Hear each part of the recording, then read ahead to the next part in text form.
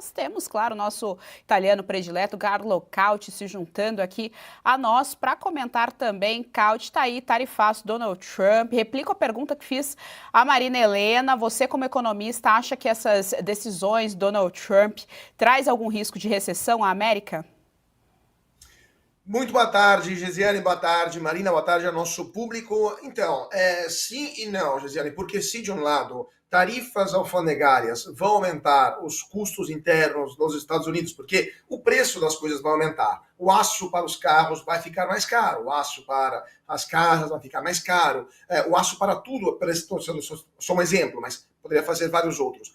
Por outro lado, o Trump está colocando, está tirando do papel uma série de medidas que são estímulos econômicos, por exemplo, reduzindo os impostos corporativos, por exemplo, reduzindo o preço da energia, dando input para que as empresas possam produzir mais e com mais eficiência, ou seja, estimulando um crescimento econômico e também uma maior eficiência das empresas. Então, se de um lado essas tarifas, essas novas barreiras alfandegárias poderiam sim criar problemas para a economia americana, com certeza vão provocar em termos de inflação e poderia ser também algo de uma redução da taxa de crescimento. Falar em recessão, pelo menos nesse momento, parece um pouco exagerado demais, considerando que a economia americana vem crescendo a taxas elevadas, sustentáveis há muitos anos. Considerando que não temos um problema demográfico nos Estados Unidos, ao contrário, tem mais gente chegando, isso é mais demanda, ou seja, a economia vai crescer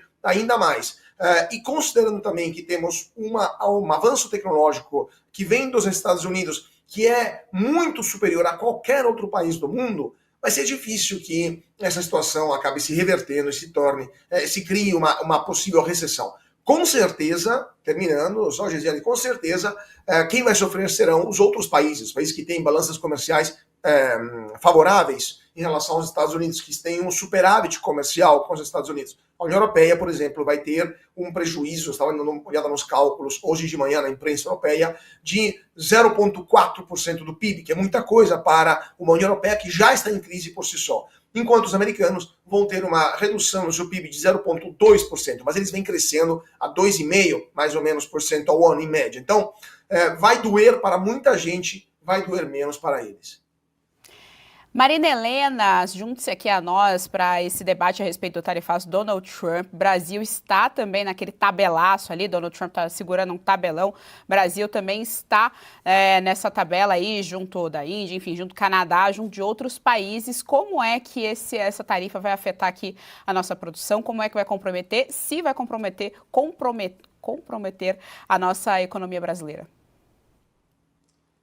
Bom, com certeza vai comprometer, né? Porque os Estados Unidos é um parceiro comercial importante. Mas, de novo, também, o Brasil é um país relativamente bastante fechado. Então, mesmo em termos de exportações, a gente já tem um déficit em relação aos Estados Unidos. Então, não é que exportar para os Estados Unidos seja algo que é uma atividade importante para o nosso país, diferente de uma Coreia, de outros países que, de fato, tem uma corrente de comércio bem mais importante com os Estados Unidos. Então, tem um efeito sobre a atividade, sem dúvida, mas não é um efeito que possa levar a uma recessão, alguma coisa assim. De maneira geral, de novo, eu tenho um ponto de vista de que, pelo que a gente conhece do mundo, tarifas e essa guerra, que provavelmente vamos ver o que vai acontecer com os outros países, né? Por exemplo, se essa tarifa do Trump fizesse com que o Brasil se abrisse, fizesse o oposto, né? Reduzisse as nossas tarifas, reduzisse as nossas outras barreiras, seria positivo. Porque o Brasil, o que está acontecendo aqui é que a gente não tem inovado, os produtos são caros. Isso tudo acontece porque a gente não está aberto à concorrência internacional. Então, Geisiane, no final das contas, vai depender muito também da reação que o Brasil vai ter a isso. Por exemplo, teve uma aprovação ontem pelo Senado de reciprocidade já, garantindo que, por exemplo, o executivo pudesse tomar medidas ali, né, de reciprocidade caso as tarifas ou as outras restrições do Trump sejam altas, que o governo possa retaliar. Eu fico bastante preocupada com essa retaliação, porque, de novo, ele está fazendo isso, mas nós somos bem mais fechados aos Estados Unidos do que eles a nós, né? Vamos ver como é que vai ser lá a tabela que ele vai mostrar para o Brasil. Fiquei tentando achar aqui, mas ainda não achei. Então, eu acho que seria bom se na hora a gente sentasse na mesa e no final das contas todo mundo reduzisse isso, né? Se nesse jogo aí o Brasil reagisse no fundo, não enfrentando os Estados Unidos, até porque a gente é um grão em relação à economia americana, né? Quem é o Brasil? A gente tem muito mais a perder do que a ganhar tentando enfrentar. Tomara que isso sirva de lição para fazer de nós uma economia mais aberta. Eu acho que isso seria bom, mas não dá para esperar nada disso também desse desgoverno, né? Ele já tem mostrado claro que o que ele vai fazer em relação a isso é ir contra a supremacia norte-americana, né? Com certeza. Então, infelizmente, não dá para esperar que dessa história toda a gente no final aproveite para sair de uma maneira melhor, né? Mais abertos disso. Então, deve ter algum impacto na economia brasileira. De novo, não é um impacto muito elevado. A mesma coisa vale em termos de inflação, mas óbvio que vai depender da nossa postura. Se depois disso a gente escalar, retaliar, pode vir mais lá do outro lado, aí a gente nunca sabe muito bem onde é que isso vai terminar. Carlo Cauchy, Donald Trump anunciou 10% de tarifação aqui em cima do nosso país e a gente também tem aí a nossa tarifa, tem a contrapartida, né? Nós também tarifamos eles daqui para lá, não é isso?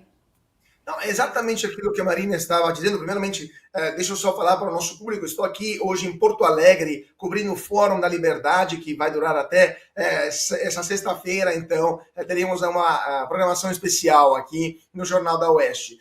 Dito isso, exatamente aquilo que a Marina estava dizendo, o Brasil é um dos países mais protecionistas do mundo. É um país onde o fluxo de comércio internacional é muito pequeno em relação ao PIB. Então, somos um país extremamente fechado. Então, com certeza, de todos os países do mundo, o Brasil é um daqueles que deveria se esconder quando o Trump fala algo assim. Não pode botar moral, porque nós somos os primeiros que inventamos imposto alfandegário, até mesmo com nossos vizinhos, né? Até mesmo, muitas vezes, em acordos que já temos comerciais internacionais. E esse governo, como justamente a Marina falou, é um governo que não gosta do livre comércio, não gosta do comércio internacional sem barreiras. É um governo que colocou imposto nas brusinhas, as famosas brusinhas, né? Blusinhas da Shein, da AliExpress e de outros. Então, se um governo consegue taxar até os mais pobres que compram essas blusas, esses produtos, quiçá produtos manufaturados vindo do exterior, né? Agora, dito tudo isso, existe também uma questão de hipocrisia generalizada do mundo inteiro em relação aos Estados Unidos. Porque a economia, por tempo demais, se baseou essencialmente no seu crescimento em um só fator: a disposição do cidadão americano médio, do consumidor americano, em consumir maior número de bens e serviços possíveis, inclusive no exterior. Quando o consumidor americano, por alguma razão, tinha uma dor de barriga, tinha uma redução de renda, tinha alguma crise lá, o mundo parava. E não funciona assim, não é sustentável uma economia desse jeito. Vamos dar uma olhada só no gráfico para mostrar, por exemplo, a balança comercial americana, com a maioria dos países do mundo e dos blocos mundiais, não sei se a nossa produção já tem, que demonstra claramente que a China, a União Europeia, quase todos os países da Ásia têm uma balança comercial superavitária com os Estados Unidos de forma corriqueira, de forma estrutural. Não existe isso, não pode ter alguém que só vende, outro que só compra. Porque a um certo ponto, o cara que só compra ou vai acabar o dinheiro, ou vai começar a se irritar, porque ele também quer produzir alguma coisa. Tem problemas internos que estão se criando, fábricas lá estão fechando, etc. Então, não é possível que o mundo inteiro cria impostos alfandegários, cria barreiras protecionistas. O Brasil pode dar aulas de protecionismo para o planeta, e depois, quando o Trump faz a mesma coisa, todo mundo fica irritadinho. Terminando, Gisele, dizendo, o Trump vai aplicar 25% de imposto alfandegário sobre importação de carros. Sabe quanto o Brasil aplica de imposto alfandegário sobre a importação de carros? 35%.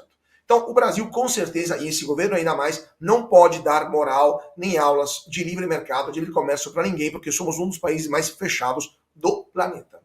Milhões.